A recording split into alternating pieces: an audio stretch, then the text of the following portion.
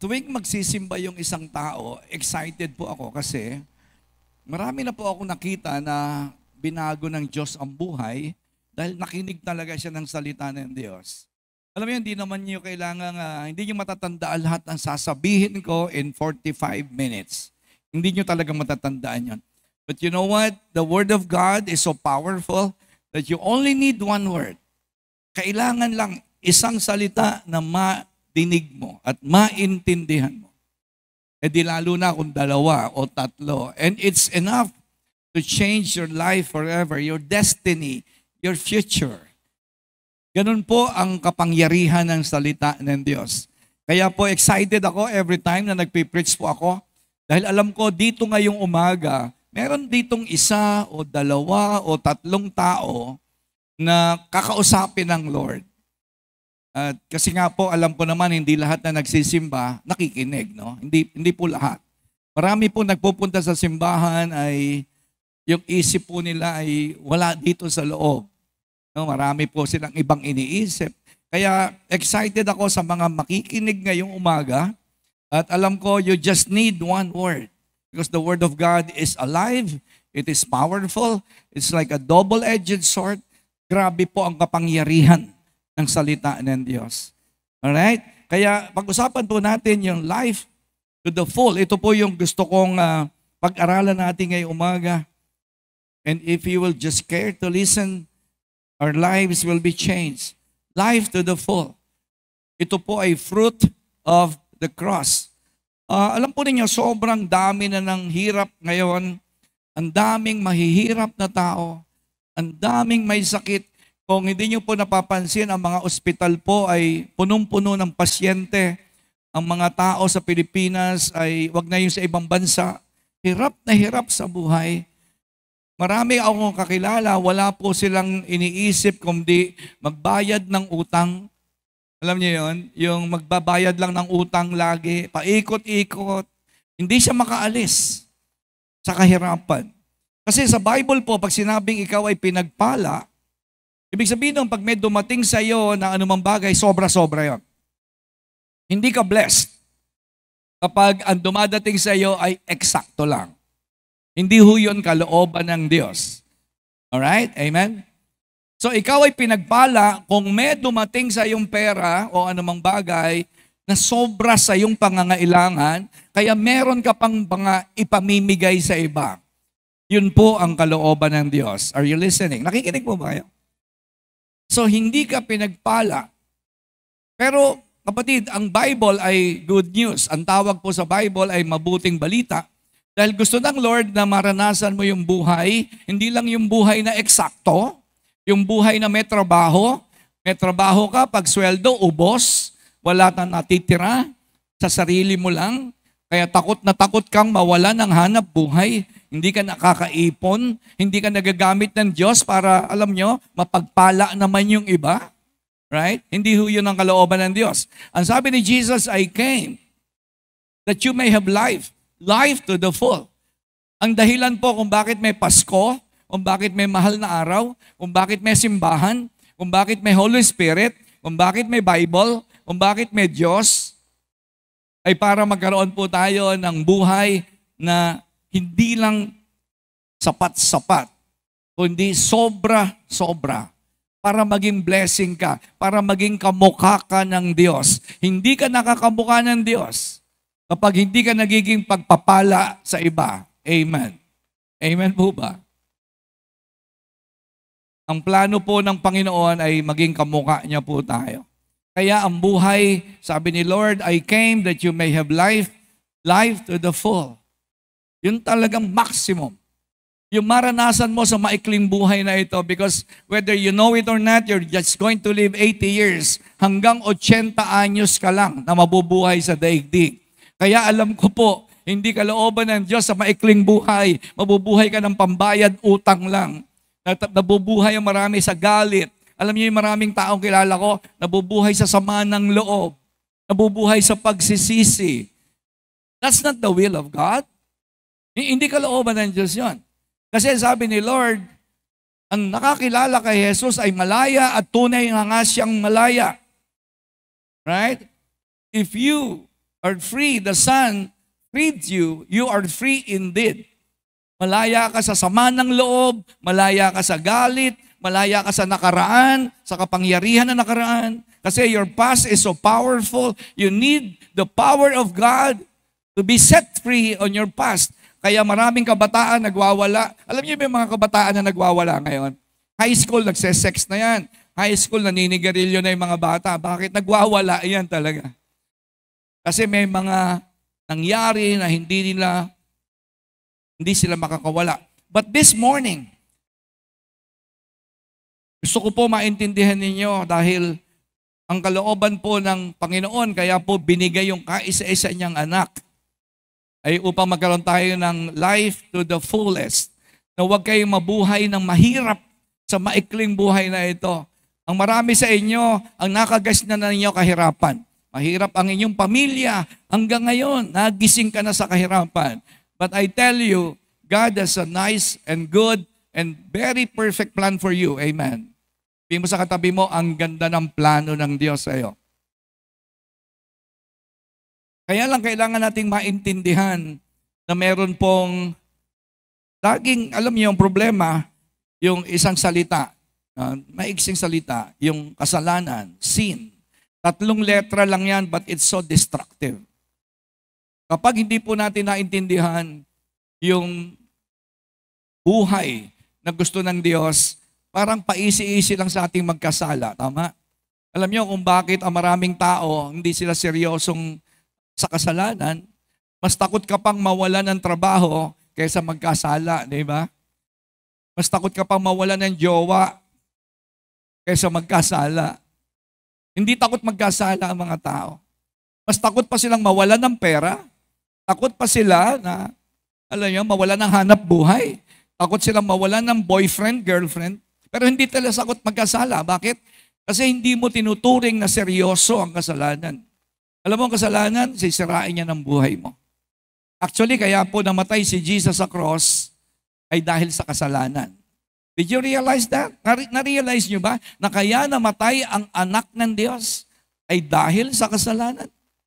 So it's how serious. Ganon kaseryoso ang kasalanan. At ganon kaseryoso ang Diyos pagdating sa kasalanan.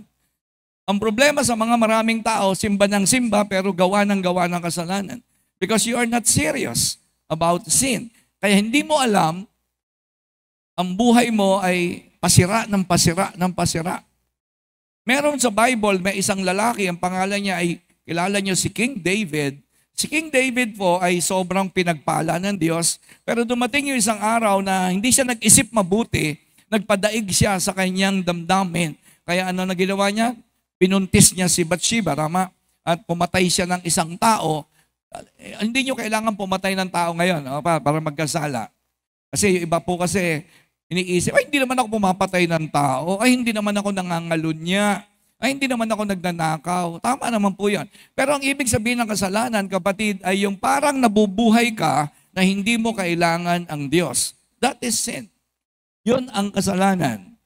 Mukhang mabait ka, hindi ka naman nagpe-pray. Alam mo ba, pag hindi ka nagpe-pray, parang sinasabi mo, hindi kita kailangan, Lord. Yun ang sinasabi mo. Amen. Are you listening? Hindi mo na kailangan pumatay. Hindi mo kailangan magnakaw. Hindi mo kailangan mangalunya. Ang ibig sabihin ng kasalanan is trying to live an independent life from God. Yung araw-araw, pinapakita mo sa buhay mo, hindi kita kailangan. Kaya ko mabuhay nang wala ka. Yun ang ibig sabihin po ng sin. Si David, parang ganun ang ginawa niya, medyo malala nga lang. Kaya nung ma-realize niya, ang nagawa niya, naisulat niya po itong awit na ito. Ito po yung awit. Psalm 51, 9-12. Ang sabi po ni David, hide your face from my sins and blot out all my iniquity. Sabi niya, Panginoon, sana burahin mo yung aking kasalanan. Alam na alam ni David yung bigat ng kasalanang nagawa niya. At alam mo ba, dahil sa kasalanan, namatay yung baby niya, no? Alam niyo yun? Kung nagbabasa po kayo ng Bible, yung baby niya, dahil sa kasalanan, namatay. Just imagine the life of that baby what could have been. Hindi naranasan ng baby niya yung buhay dahil sa kasalanan. Kaya dahil sa kasalanan, maraming tao hindi nararanasan yung life to the full. Hindi sila masaya, malungkot, laging kapos, laging natatakot, laging nag-aaway, laging gulo-gulo ng buhay. Ang mga pangarap hindi natutupad. Bakit? Dahil nga po, kasalanan na naglalayo sa atin sa Diyos. Ang sabi po ni David, create in me a pure heart, O God. Hindi perfect heart, pure heart. Hindi ho pareho yung perfect sa pure. Okay? Sabi niya, create in me a pure heart, O God, and renew a steadfast spirit within me. Sabi niya, i-born again mo ako, Lord. Yun ang ibig sabihin niya. Renew. I-born again mo ako, Panginoon. Gusto ko ulit magkaroon ng bagong relasyon sa iyo. Mga kapatid, destroying your relationship with God is always a suicide. Kapag hindi mo binigyan ng importansya ang relasyon mo sa Diyos, you're always going to the direction of a suicide. Marami nagsisuicide every day. Hindi po yung nagbibigte, Hindi po yung nagpapakamatay, hindi po yung umiinom ng lason. No, ibig sabihin, suicide, ang buhay mo ay tiyak na masisira.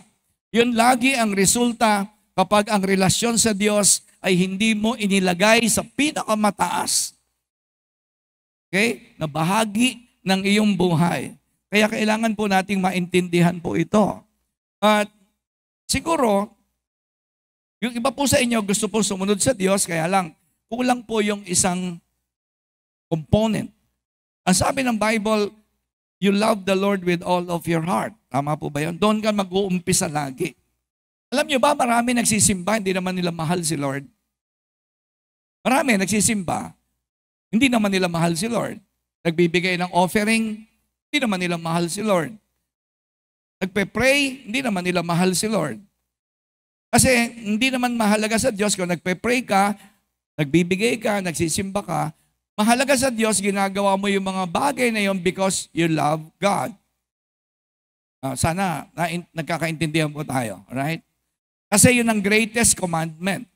Ang pinakadakilang utos, mula Genesis hanggang Revelation, pag pinagsama-sama mo ang lahat ng Bible, isa lang po yan. Mahalin mo ang iyong Diyos ng buong puso, isip, lakas, at kaluluwa. Kaya po nagpunta si Jesus sa cross dahil sa pagmamahal. Amen? Amen po ba? Walang ibang dahilan. Alam niya, pag hindi siya namatay sa cross, sisira buhay mo. Ano nagtulak kay Jesus para po siya ay mamatay sa cross? Isa lang.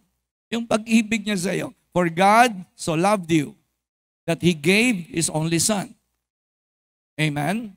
Kayo na lamang ang pag-ibig sa iyo ng Diyos. Wala siyang ibang gusto sa iyo. Wala siyang kailangan sa iyo. Hindi niya kailangan ng pera mo. Hindi niya kailangan ng anuman sa iyo. Ang kailangan niya yung pag-ibig mo. Kaya ang sabi po ng Bible, ibigin mo ang Diyos ng buong puso. Yun lang po ang utos. Hindi mo na kailangan kabisaduhin ang buong Bible. Maintindihan mo lang na ang sabi ng Panginoon, ibigin mo ako ng buo mong puso, isip, lakas at kaluluwa. You will be okay. You will be okay. Sa totoo lang po. Kasi anyway, sabi ko nga, si Pastor Rudy po, ako hindi ko naman mahalan Diyos. No? Nagsisimba lang ako. Nagsisimba lang po ako dati, hindi ko naman mahalan Diyos.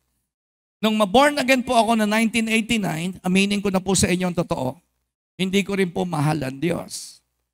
Hindi ko naman siya mahal. Ang alam ko lang po, napatawad ako sa aking kasalanan, I'm grateful, I'm thankful. Na-born again po talaga ako.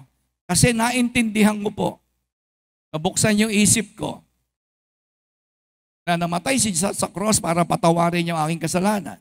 Pero sa totoo lang, katulad ng marami sa inyo, hindi ko naman mahal si Jesus. Hindi ko po talaga siya mahal.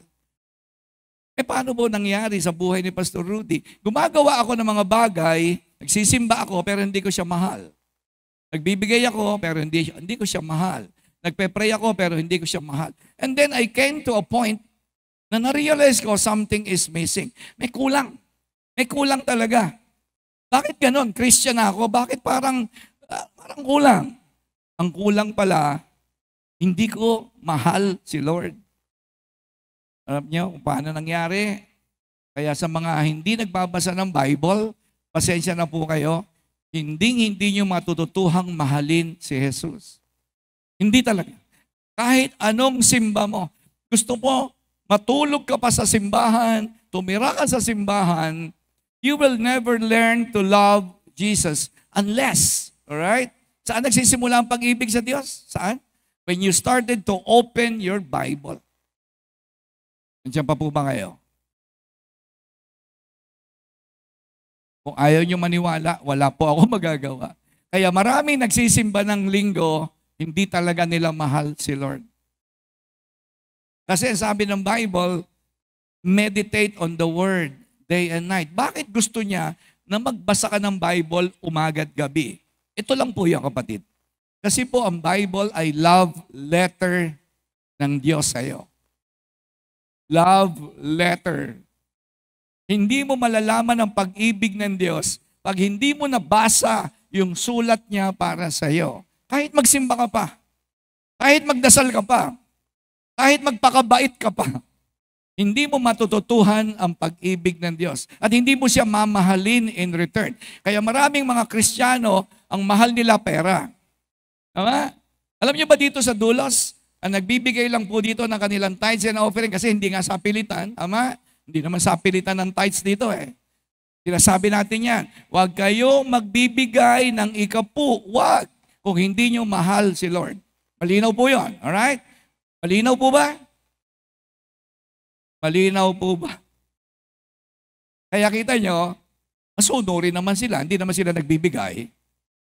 Bakit? Kasi kaya ka magbibigay because you love. It's impossible to love without giving. Hindi ka totoong nagmamahal kung hindi ka nagbibigay. Kaya nga sabi ko sa inyo, huwag kayong magbibigay kung hindi nyo mahal ang Panginoon. Kaya ang nagbibigay po dito, sa church natin, konti lang. Patunay na konti lang talaga ang nagmamahal sa Diyos dito sa Dulos. Hindi, totoo po yun. Bakit, pastor? Sa pera lang ba yan? Sa pera lang ba nakikita yan? Hindi sa pera lang, alright? Sa puso. Kaya God looks at the heart. Ang Diyos ay nakatingin sa puso. Kaya kapag ang puso mo, sabi ng Bible, ano sabi ng Bible? Where your heart is, where your treasure is, your heart will follow. Kung nasaan ang iyong kayamanan, susunod ang puso. Kaya kung si Jesus ang kayamanan mo, susunod ang puso mo doon. Andiyan pa po ba kayo? Nung ako po nasa Amerika, nagtatrabaho po ako sa Amerika, si Angie, nandito sa Pilipinas, si Pastora, wala pa pong cellphone noon, wala pang cellphone, wala pang Instagram, walang social media, walang email. So, ang ginagawa ko po para magkaroon kami ng constant communication, kasi mahal ko po yung misis ko, sulat ako ng sulat sa kanya. Everyday yon, everyday. Dahil yung post office, dadaanan ko yun eh. Pagpapasok ako sa trabaho, dadaanan ko yung post office, malapit lang sa bahay ko. Everyday, may sulat ako sa kanya. So, ihuhulog ko yon. Kinabukasan, meron na naman akong sulat. Ihuhulog ko yon. Kaya pag dumadating po yung kartero, yung postman sa bahay namin noon, ganyan kakapal yung sulat ko. Kasi nga po, araw-araw ako gumagawa ng sulat kay Angie. Bakit? Kasi nga, love letter ko yun sa kanya. At siyempre, si Angie, sabi niya sa akin, pag binabasa niya raw yun, nararamdaman niya daw yung pag-ibig ko, lalo na merong $100 na nakaipit, no? Excited yung misis ko sa darating na sulat ko kasi that's the only way that we can communicate. Ang layo ng Amerika, papuntang Pilipinas, kailangan kong sumulat. Ang Diyos nasa langit. Ang Diyos nasa langit. The only way The only way that you can communicate with God is not going to church. Hindi. Babasahin mo yung love letter niya. At kapag nagbasa ka ng love letter, magpe-pray ka. Kasi sa Bible, nagsasalita siya sa iyo, sa prayer, ikaw ang nagsasalita siya. Nag-uusap kayong dalawa. Doon na di-develop yung pag-ibig mo sa Kanya. Si Lord, wala nang problema yon. Matindi ang pagmamahal ni Lord sa iyo. Ikaw na lang ang may problema. Kasi hindi mo naman talaga totoong mahal ang Diyos. At kahit ano gawin mo, magpatumbling-tumbling ka pa, magsimba ka pa na magsimba, hindi mababago ang buhay mo. Pasensya na po, pasensya na. Kasi hindi nadidevelop yung pag-ibig mo sa Diyos. Kaya ang sabi ng Bible, kahit ang laki ng pananampalataya mo, pero wala kang pag-ibig, walang kwenta yan. Kahit ikaw pa ay nagbumubuhay ng patay, walang kwenta yan. Kahit nagpapalayas ka pa ng demonyo, walang kwenta yan. Kahit yung bundok, nauutusan mo, ang laki ng pananampalataya mo, pag sinabi mo sa bundok, lumayas siya, sumusunod siya, pero wala kang pag-ibig, walang kwenta yan. Magsimba ka pa na magsimba. Pero yung pag-iibigan nyo ni Lord, may problem, kaya marami nagsisimba, tamang gugulo ng buhay.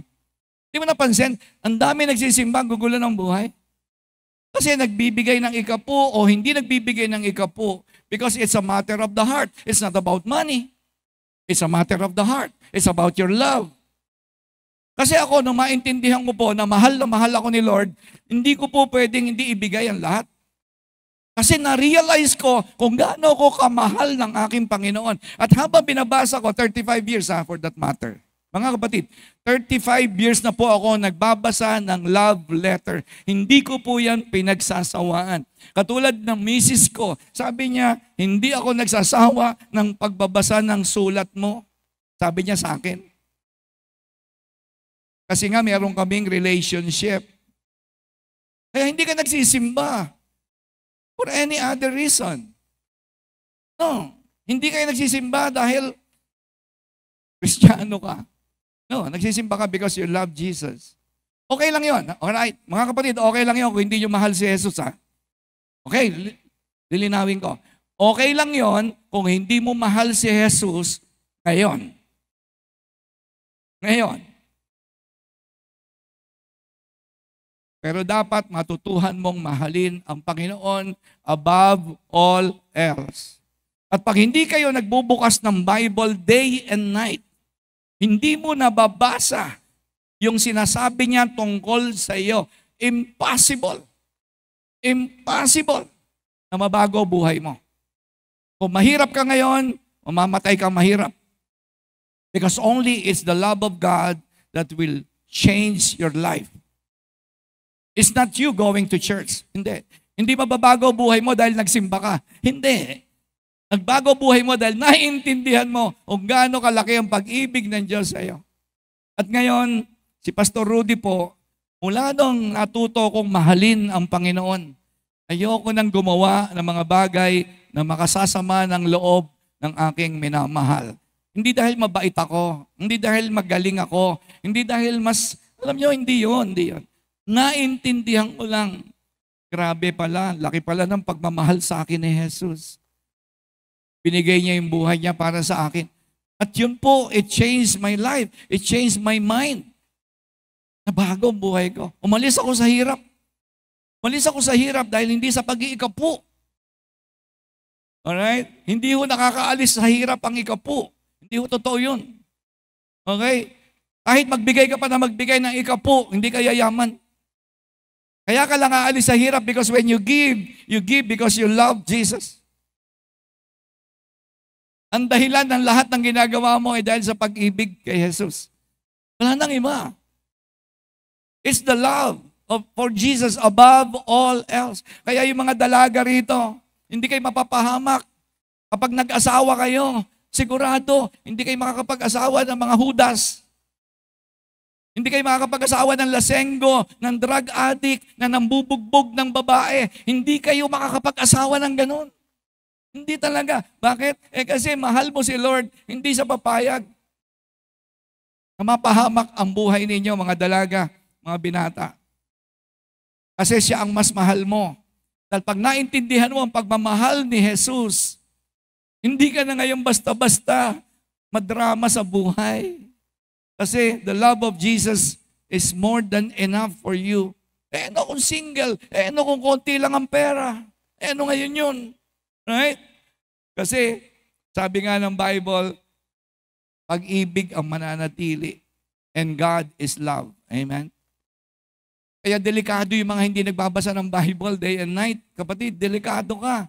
Hindi mo mababago buhay mo. Right? Hindi ko alam ba't kayo nandito ngayon sa simbahan. Hindi ko alam ba't kayo nandito ngayon. Siguro naimbita kayo. Siguro nakagawian mo lang. Siguro, alam mo, medyo gusto mo magpakabait. Maganda naman po yan na nandito kayo. Pero lilinawin ko lang, yung life to the full, yung buhay na masagana at kasiyasiya ay bunga ng relasyon mo yan sa Diyos. Dahil sa ginawa ni Jesus sa cross. Amen? Ano kaya itong mga batang ito? Ay, hindi bata ito. Matanda na to. Ay, hindi rin ito. Sabi, mga bata rito. Ito, mga bata. Ito, mga bata. Ito, pasensya na, hindi ko. Ito mga batang ito, ano kaya mangyayari sa kanila? Kung ngayon pa lang sa edad nila na high school, matuto na silang magmahal sa Diyos. Ano kaya mangyayari sa buhay nito? Ay, grabe. Unimaginable. Awesome. Grabe, di ba? Wonderful. Perfect. Lahat na magagandang bagay ang mangyayari sa mga batang ito. Hindi kayo matutulad sa mga nanay niyo, sa mga tatay niyo. Naging adik, naging lasenggo, naging babaero, nagkasira-sira ang mga buhay. Bakit po? Hindi naman talaga nila naintindihan yung pag-ibig ng Diyos. The love of God is so powerful. Kapatid, grabe. Kaya kung maniniwala lang po kayo sa akin, basahin nyo ang love letter ni Jesus sa inyo. Sabi mo sa katabi mo, basahin mo ang love letter ni Lord. Baka sakaling ma-inlove ka sa Kanya. Lahat ng ginagawa ninyo na hindi kayo in love kay Lord, sayang lang, parang basahan lang yan. Pamunas lang yan sa tae. Alam niyo yung buhay ninyo, maruming basahan, sabi ng Bible. Kasi gumagawa ka ng kung ano-ano nang hindi dahil sa pag-ibig sa Diyos. Pwede na ako mag-closing prayer, no? Pwede na? Naku, tuwan-tuwa yung ako. Closing prayer na, okay na. Makauwi maaga. Okay. So, ano ba yung revelation from the cross? Naka 25 minutes na ako sa introduction ko. Kailangan po nating magkaroon ng revelation. Ano ba yung revelation? Dati hindi mo naintindihan, nakasarado. Pero sa biyaya ng Diyos, nabuksan na ang isip mo. Ngayon, ganito pala yun. Alright? Number one, namatay si Jesus sa cross, of course, because He loves you. Mahal na mahal ka niya. At dahil naintindihan mo na, nagmamahala na kayo. Ngayon, naintindihan mo that pursuing money will never make you wealthy. Yung paghahabol sa pera, trabaho, marami nagpapakamatay sa pag-aaral. Ang mga bata, tinuruan ng magulang yung mga bata, mag-aral kang mabuti, anak, para pag nakagraduate ka, makaalis tayo sa hirap. Akala nila, totoo yan. Hindi ko totoo yan. Nag-aral, nagtapos sa pag-aaral, mahirap pa rin. Kasi hindi po yung graduate, hindi po college degree ang mag-aalis sa inyo sa hirap. Yung relasyon mo sa Diyos. Hindi college degree. Hindi pera. Ang marami pong tao nagsisimba para pagpalain sila. Nagsisimba sila hindi dahil mahal nila si Lord, kundi para pagpalain sila ni Lord. Ginagawa nilang utusan si Jesus. Palain mo ako, Lord. Yan. Parang utusan mo si Jesus, no? Kasi kung mahal mo si Lord, chill ka lang. Chill. Right? Nag-enjoy ka, punta ka sa bahay ng Diyos kasi you love the presence of God. Nagpe-pray ka because you love God. Hindi ka na inuutusang mag-pray. Bakit ka utusang mag-pray? Meron nga kayong maganda nga relasyon mo sa Kanya. Meron bang magsyota, hindi nag-uusap? Kasi ang prayer, pakikipag-usap. Meron ba mag-asawa? Kayo, mga mag-asawa, kayo po ba nag-uusap kayo ng misis mo, ng mister mo, once a week? Ang mag-asawa, nag-uusap yan araw-araw, maya't maya. Bakit? Meron kayong relationship. Ang tawag sa Bible nun, prayer.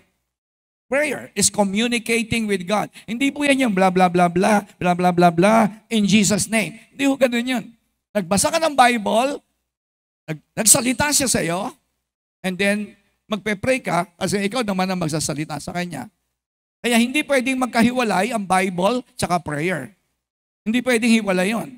Hindi pwedeng nagpe-pray ka, hindi ka nagbabasa ng Bible. Paano ka nakipag-usap sa Diyos nang hindi mo nga alam kung ano sinasabi niya? Yung iba naman, nagbabasa ng Bible, hindi naman nagpe-pray. Kaya magulo buhay, tama? Magulo. Kaya magulo buhay nyo kahit magsimba-simba kaya. Una, hindi mo naintindihan na ang buhay na ganap at kasiyasiya ay hindi sa paghahabol sa college degree. Hindi sa business. Hindi pera. Hindi galing. Ang buhay na ganap at kasiyasiya ay bunga ng ginawa ni Jesus sa cross. Amen? Amen. Ewan ko, kung naniniwala kayo, bahala kayo. Alright? Hindi ko na problema kung ayaw niyo maniwala. Pero hindi po ako umalis sa hirap dahil magaling ako. Hindi po ako umalis sa hirap dahil nagnegosyo ako. Wala akong pera. Nangungutang ako. Hindi kami makabayad sa apartment. 3,000 ang bahay namin. Ang utang namin ni Angie, 5 buwan. Hindi kami makabayad ng 5 buwan. Right? Hirap na hirap po kami.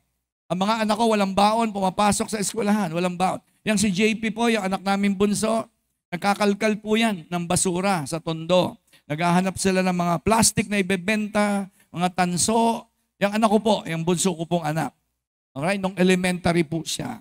Kasi hirap na hirap kami sa buhay. Umalis kami sa hirap, praise God. Pero, ang nakikita nyo na lang, eto na. Hindi nyo nakita kung ba't kami umalis sa hirap. Una, natuto ko mahalin si Lord.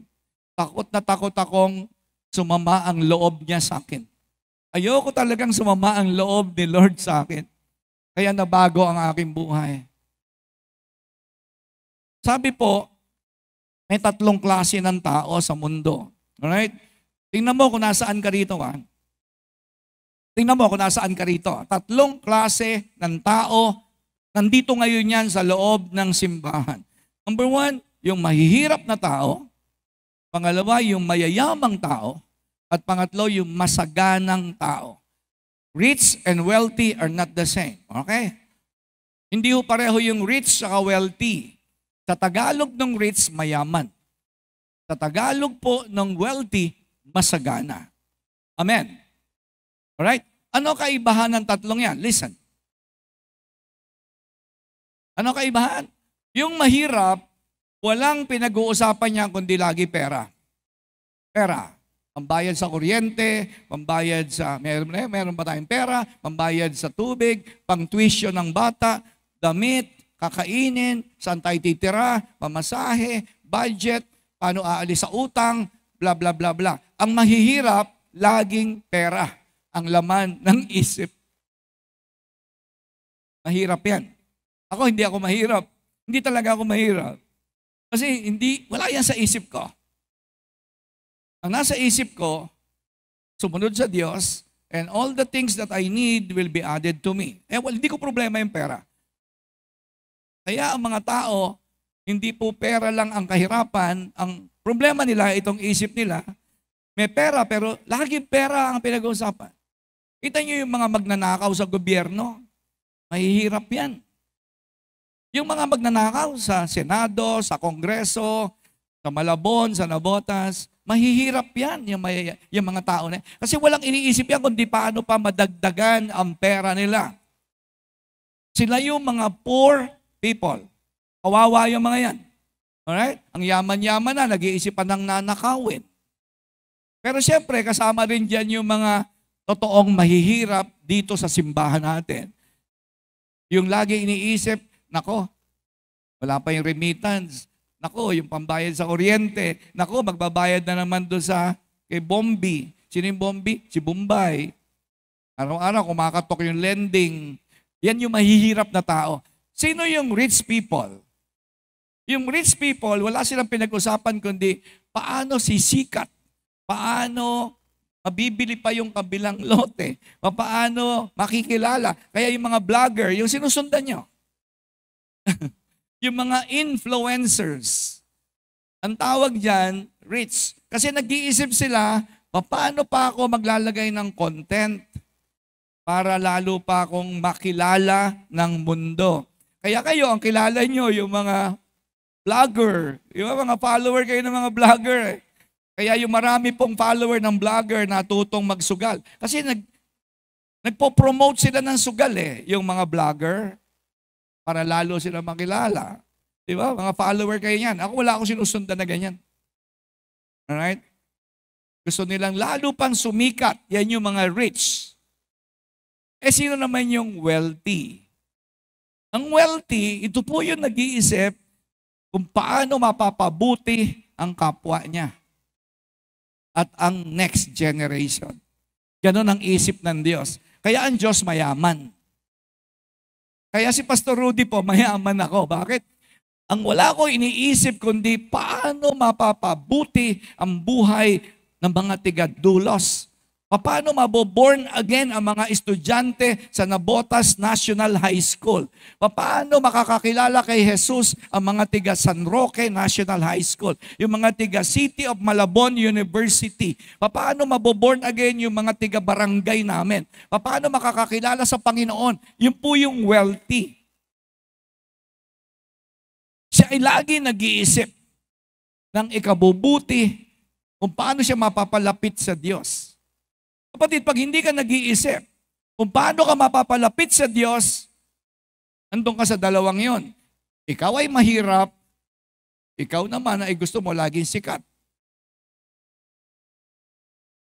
Pero kasi hindi mo naintindihan na kaya namatay si Jesus sa cross ay para ikaw ay maging masagana sa buhay. Ano ako magiging blessing? Hindi ako pwedeng maging laging walang pera. Hindi ako pwede laging walang pera. Bakit? Kasi hindi ako magiging blessing pag wala akong pera. Gusto ko gamitin ako ng Diyos. Kailangan umalis ako sa hirap na ito. Kaya umalis po ako sa hirap. Kaya po ako umalis sa hirap kasi ang una pong naging masagana ay yung isip ko. Sabi ko, hindi ako mahirap. Amen?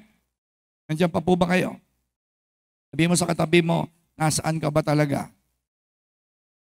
Nasaan ka ba? Mahirap ka ba? Mayaman ka ba? O masagana ka? Sabihin mo, nandun ako sa pang-apat. Wala na po, wala nang pang-apat. That's number one. Number two, wishing is not enough. Dare to desire. Hindi po pwede na lagi ka lang nagsasabi, gusto ko yumaman, gusto ko umalis sa hirap, gusto ko maging pagpapala. That's not enough. You need to desire. Sabihin mo nga, desire. Ibig sabihin po ng desire, kapatid, ay yung pong malalim na pagnanais, very strong, craving enough to sacrifice for. Handa kang mag-sacrifice para yung desire mo ay mangyari. Halimbawa, nung gusto ko pong umalis sa hirap, handa ako magsakripisyo para umalis ako sa hirap. Gusto ko pong magkalapit kami ng Lord. Alright? Gusto ko po maging maayos ang relasyon ko sa Diyos. Malalim yung aking desire. Kaya willing ako mag-sacrifice. Wala akong absent ng 35 taon sa simbahan kasi desire ko na magkalapit kami ni Lord. Because I love Jesus. Dahil mahal ko si Jesus, pag linggo, nasa bahay ako ng Diyos. Ganun ang desire ko. Dahil gusto ko yung pagmamahal ko sa Diyos, wag maglamig. Wag maglamig. Kasi maraming mga tao, malamig na ang pag-ibig niyan eh. Dahil gusto ko po na ang pag-ibig ko sa Diyos ay laging mainit. Kaya ako nagbubukas ng Bible, day and night. Lagi ako nasa prayer. Hindi ko pwedeng bitawan ng panalangin dahil mapapalayo ako sa Diyos. Kaya pasensya na po. Pasensya na. Ulitin ko, pasensya na. Kung hindi kayo nagbabasa ng Bible at hindi kayo lagi nananalangin, hindi po talaga ninyo makikilala. Hindi nyo kilala si Lord. The more that you know the Word, the more that Lord will express Himself to you. habang lalo ka napapalapit sa Bible at habang lalo ka nagiging mapanalanginin, lalo niyang ipapakilala sa iyo ang kanyang sarili. Hindi nagpapakilala ang Diyos sa walang interes sa salita ng Diyos. Sorry. At kapag hindi mo nakilala mabuti ang Panginoon, mananatili ka kung ano lang ang buhay mo. Yan, pasimba-simba ka lang. Pag sinipag, magsisimba, pag tinamad, hindi. Kasi nga hindi mo kilala kung sino ang Panginoon. Sino yung nagmahal sa iyo? Mas minahal niya ang sarili niya, ikaw kaysa sa sarili niya.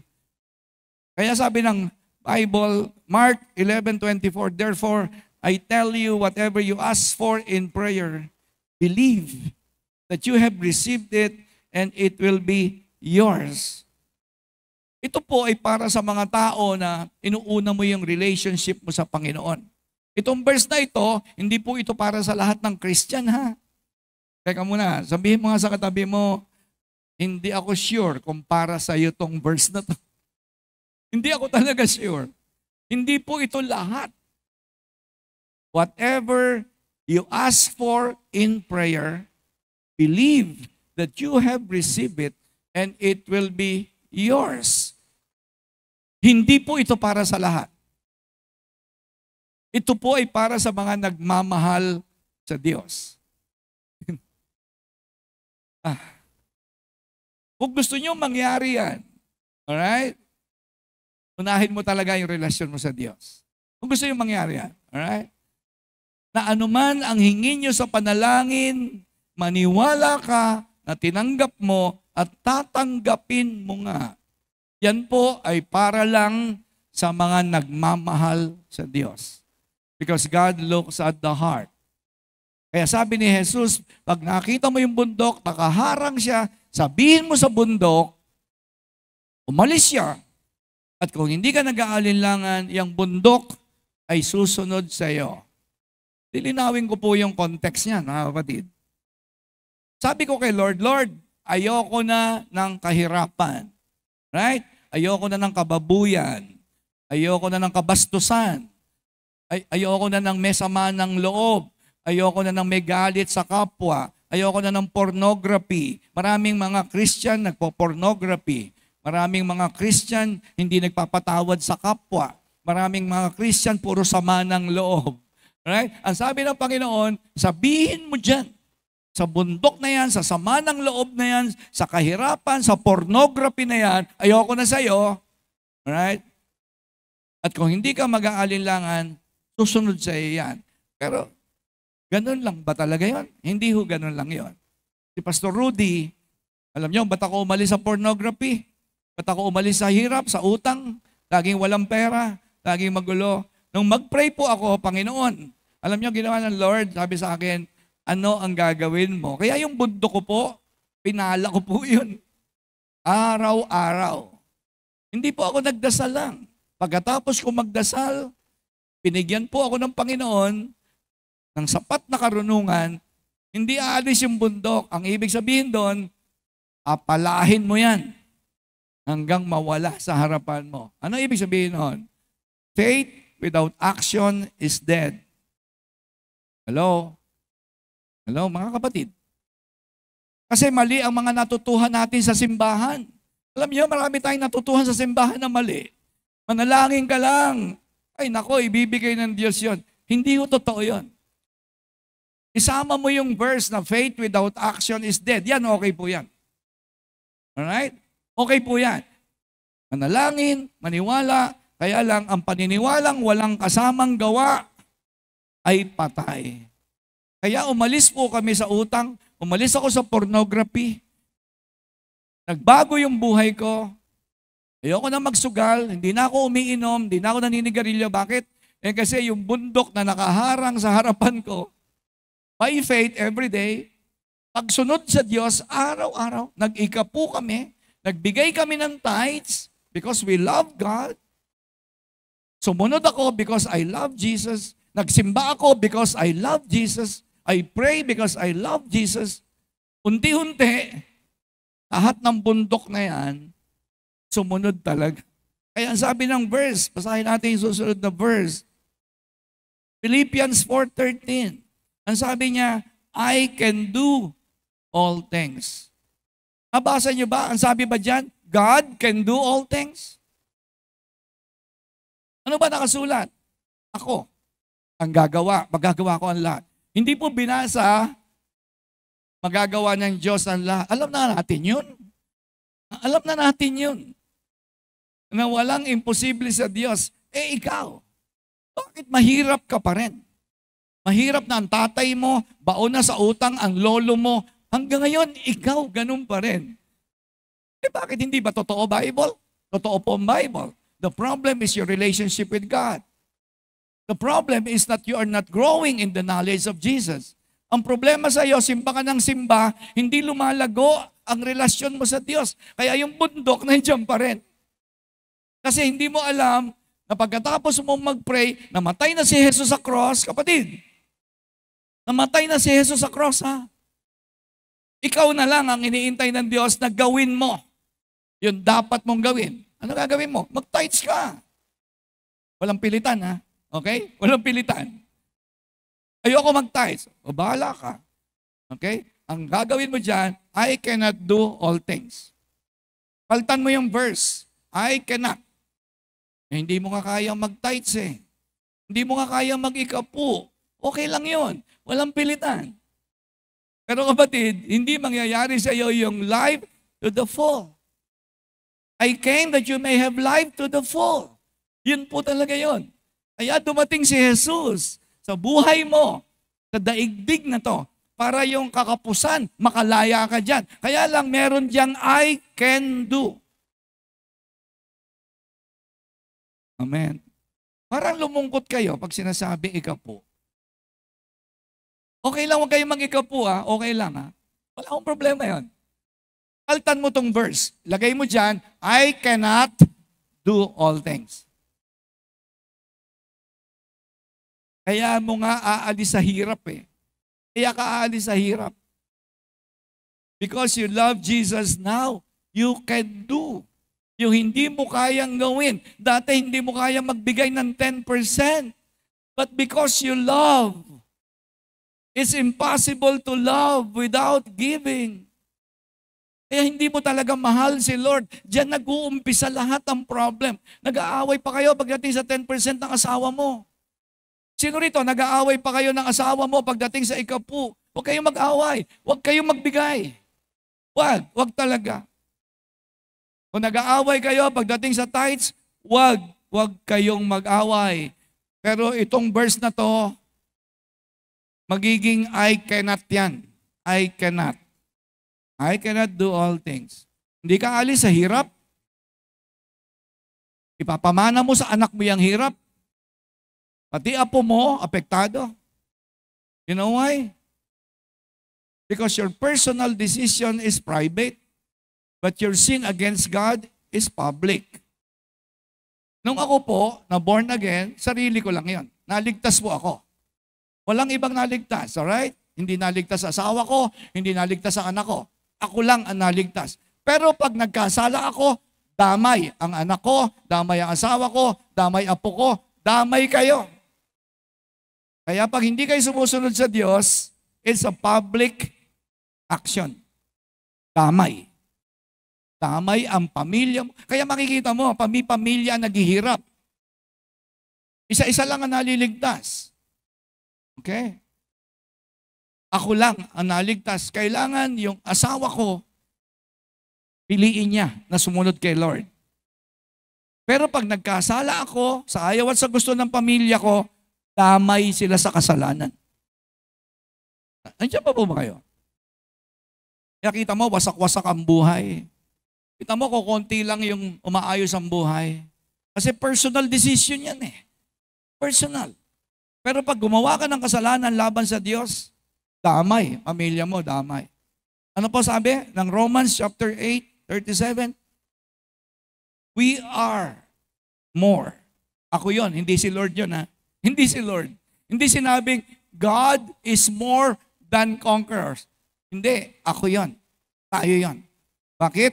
Eh kasi nga po, meron kang ginawa. Minahal mo si Lord. Nandiyan pa po ba kayo?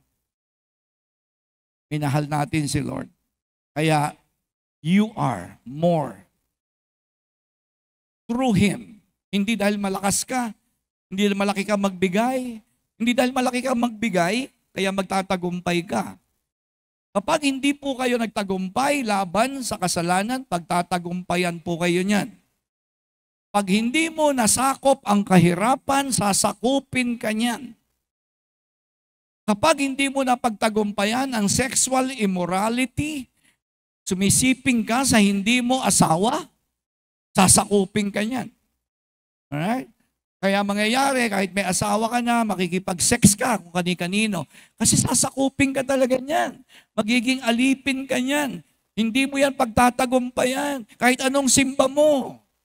Kahit anong simba mo, lalo ka nagiging addict. Nagiging addict ka sa drugs, nagiging addict, nagmumura ka, nagsisinungaling ka, nangaaway ka ng kapwa mo. Pero ang sabi, you are more than conqueror in Christ. Through Jesus. Hindi pwedeng wala si Jesus sa buhay. Nandiyan pa po ba kayo? Hindi pwedeng siya ay nandito. Dapat nandito si Jesus. Yun ang mga conqueror. Yun ang more than conqueror. Nandito si Jesus. Sinakop ka ni Jesus. Kaya lahat ay pwede mong sakupin. Medyo sabihin, tingnan mo nga yung katabi mo kung gising pa. And the last one, panghuli. Dominate the earth. Kaya po namatay si Jesus sa cross. Hindi para magkakotse ko, hindi para ako ay magkabahay at lupa, hindi para lang makatapos ang anak ko sa pag-aaral. Kaya po namatay ang Panginoon, kaya meron kaming relationship. It's for us, Jesus and me, to dominate the earth. Hindi ko pwedeng payagan na mahirap ako. Kasi ako po'y inuutusan. Teka muna, lilinawin ko. Inuutusan ka. Kapag hindi mo to ginagawa, nagkakasala ka sa Diyos. Hello? Ulitin ko to ulitin ko po. Baka kasi, hindi kasi kayo nagbibigay ng emphasis kasi sa utos ng Diyos Karamihan sa inyo, nabubuhay kayo ayon lang sa kagustuhan nyo. Pero mo, mahirap na nga buhay mo, wala ka pa rin ginagawa. Diba? Yung asawa mo, adik. Yung anak mo, adik. Diba? Ikaw, ang gulo-gulo ng pamilya nyo. Alam mo ba yun na nabubuhay ka sa kasalanan? Kapag pinapayagan mo yan? Medyo malalim yata ang preaching ko. Parang sabi nung parang hindi ako naintindihan. Ulitin ko Kaya kayo nabubuhay sa kasalanan araw-araw. Kasi pinapayagan nyo yung kahirapan na naghahari sa inyo. Alam mo ba na ikaw ay may kapangyarihan na palayasin yan? Kaya ako po, hindi ako Christian. Alam niyo ba si Pastor Rudy, pwede niyo ipagsabi, hindi pa ako Kristiyano. Kasi ang dami kong nakikitang Kristiyano naninigarilyo. Kristiyano naglalasing. Kristiyano nagmumura. Kristiyano nagsisinungaling. Kristiyano takot na takot sa pera. Kristiyano mapagmahal sa salapi. Kristiyano hindi makapagpatawad. Ayoko maging Christian. Hindi ako Christian. Ako po'y anak ng Diyos. Wala pa ako nakikitang anak ng Diyos na nangaaway. Walang ganong anak ng Diyos. Pero Christian, nangaaway yan, mga Christian. Christian, naninigarilyo. Wala pa ako nakikitang anak ng Diyos na naninigarilyo.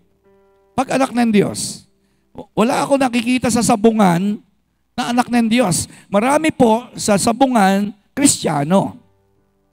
Parang nawala yata yung sound. Parang nawala. Parang nagbago yung sound ko.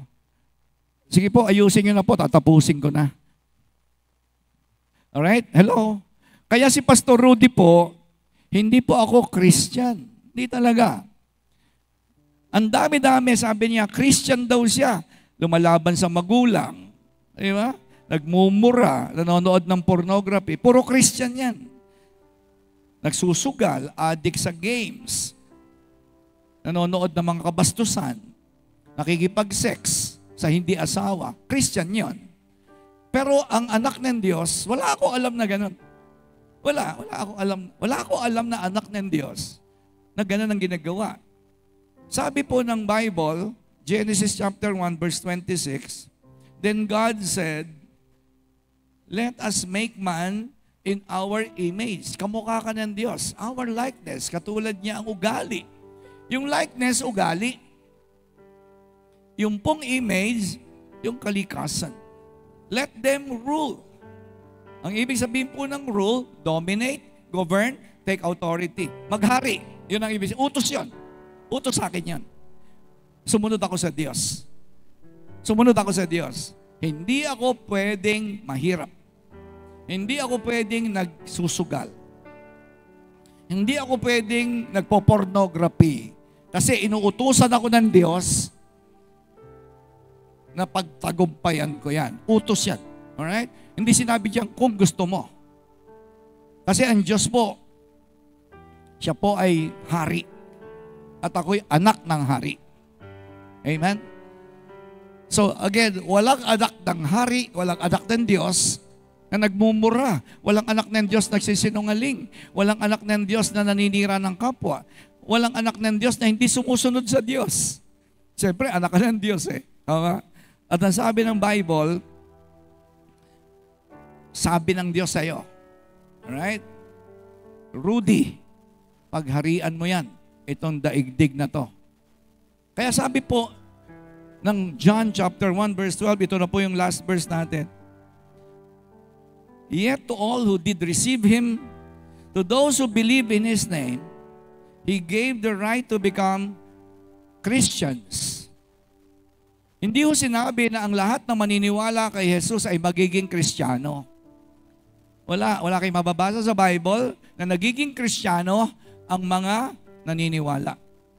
Ang mga naniniwala ay binigyan ng karapatan na maging anak ng Diyos. At mula nung ma-born again po ako, bumalik po yung image ng Diyos, likeness of God. Kung ano yung tatay, ganun yung anak. Like father, like son. Kaya kung nagsisimba po kayo rito, ang prayer ko po, dahil kayo anak ng Diyos. Because you love your Father, you love Jesus na nagmahal sa iyo. Matututo ka magmahal, maniwala po kayo sa akin. Basahin nyo lang yung love letter ni Lord every day. Paulit-ulitin mo, wag mong pagsawahan. And then you speak to God. You listen to God. Read your Bible, you listen. And then you talk to God, you pray. At alam nyo, madidevelop po yung relasyon mo sa Diyos. Pwede po ba tumayo tayong lahat? Kulang ang oras, no? Pero pinaubaya ko na lang po sa Holy Spirit kung paano po kayo kakausapin. Kasi ako naman po ay walang kapangyarihan na mag-utos sa inyo. Hindi ko kayang baguhin ang inyong buhay. Mababago lang ang buhay ninyo kapag nakinig kayo at sinunod ninyo, nadinig ninyo. Tutulungan talaga kayo ng Lord. Tutulungan kayo. Kasi lahat ng bundok, tatanggalin nyo yan, bibigyan kasi kayo ng Lord ng pala. Araw-araw yon, susunod ka sa Diyos. Gusto nyo umalis po sa hirap, bigyan ka ng Lord ng pera, titingnan ng Lord paano ka alis sa hirap kasi binigyan ka ng Lord ng pera. Ay, nag-tithes yung anak ko. Ayan, aalis na yung bundok ng kahirapan. Hindi po yan pag nanalangin at naniwala, ibibigay sa'yo. Hindi po ganun yun. Titingnan ng Lord kung talagang nananalangin ka at naniniwala ka kasi bibigyan ka niya ng pera. Titingnan ng Lord kung gagamitin mo yung pera para umalis yung bundok ng kahirapan. Are you listening? Amen? May mga sakit kayo, tama? May mga sakit. Pray ng pray, hindi kayo gumagaling. Kasi kung gusto nyong gumaling sa sakit, Panginoon, naniniwala ako sa cross, ikaw ay nasugatan upang ako'y gumaling. Sabi ni Lord, yes. Ano na gagawin mo ngayon?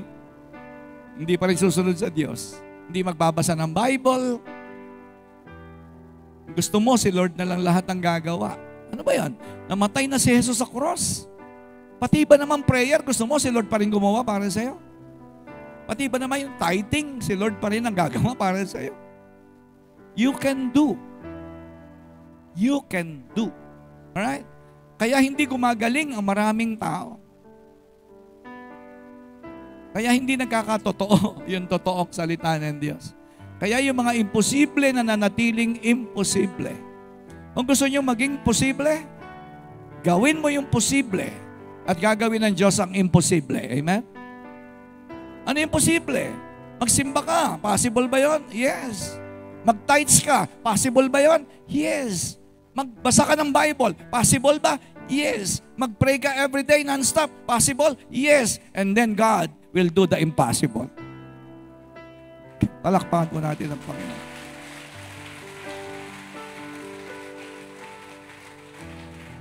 Magpatawad kayo. Is that possible? Magpatawad ka sa nagkasala sa iyo? Possible, yes. And God will do the impossible.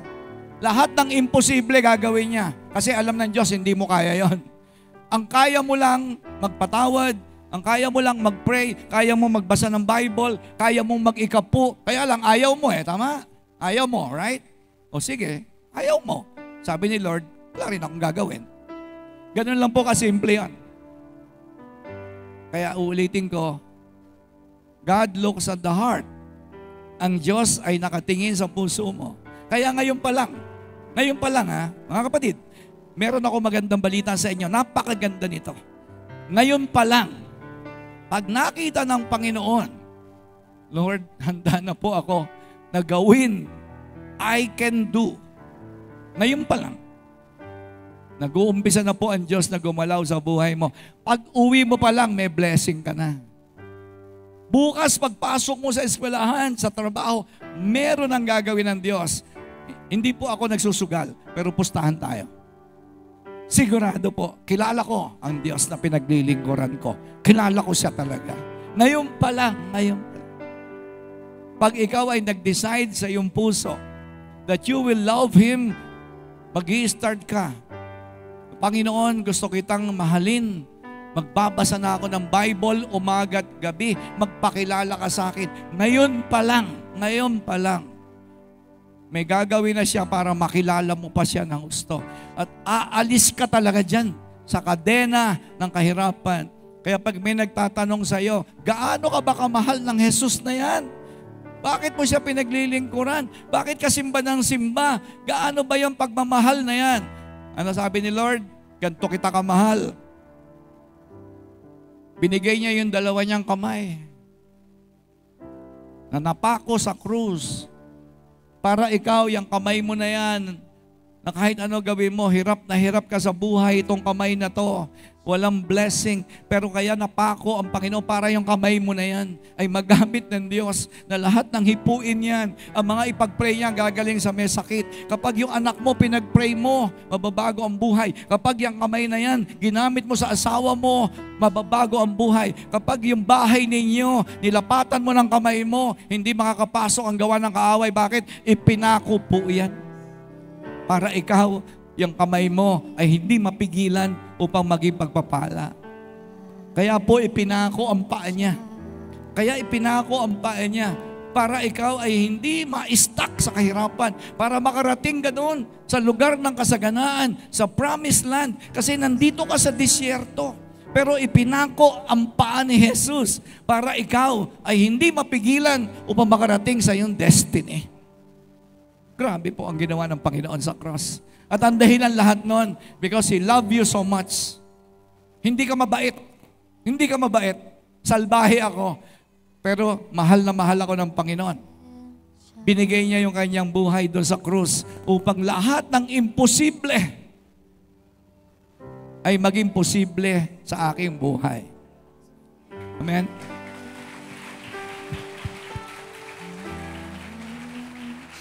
Sobra na. Grabe, pag nakikita ko ang mga kabataan, high school pa lang, wasak-wasak na ang buhay. Grabe, kawawa ang mga dalaga at binata. Ngayon pa lang, binababoy na ang mga katawan. Ginagamit na yung kanilang buhay, yung mura nilang buhay. Ang mga tatay, ng bababae, wasak-wasak ang pamilya ng mga nabotas. Grabe, sabi ko, Lord, tama na. Ayoko na ng ganito. Pero sabi ng Panginoon sa akin, Turuan mo sila paano ko ilagay sa above all else ng kanilang buhay. Kapag, alam nyo, ikaw lang ang gagawa nun, Jesus should be above all else. Kapag ginawa mo yon, lahat ng imposible ay magiging posible. Taas po natin yung mga kamay natin sa Lord. Panginoon, gusto mo magpagaling. Gustong-gusto mong magpagaling. Pero Lord, bayaan mo na mahalin ka ng mga pagagalingin mo. Bayaan mo na totoong unahin kanila sa kanilang buhay. Lord, hanguin mo sa hirap, sa utang, kakulangan. Pero Lord, mahalin ka muna namin bago po baguhin ang aming pananalapi. Lord, turuan mo ang Doulos Church kung paanong ikaw ay ilagay above all else. Pinakamataas. Mataas pa sa pera, mataas pa sa pamilya, mataas pa sa material na bagay. Doon ka dapat, Panginoong Jesus. Hindi ka dapat nasa pangatlo, pang-apat, pang-lima sa buhay namin. Kaya Lord, salamat sa cross. Salamat nagpunta ka sa cross. Walang ibang dahilan, kundi dahil mahal mo po kami. And we want to love you, Lord. Gustong-gusto ko naming mahalin, pero hindi namin alam dati. Pero ngayong umagang ito, narinig ng iyong mga anak na ang totoong anak ng Diyos ay nakakamuka ng tatay namin sa langit. Salamat po na marami. Thank you sa healing ngayong umaga. Thank you, Lord, sa paglaya, naputol ang mga kadena ng addiction, naputol ang mga kadena ng poverty, naputol ang kadena ng sexual immorality, Lord, and your name will be glorified in this life, in our lives, in this church. Salamat po. In Jesus' name, everybody say amen.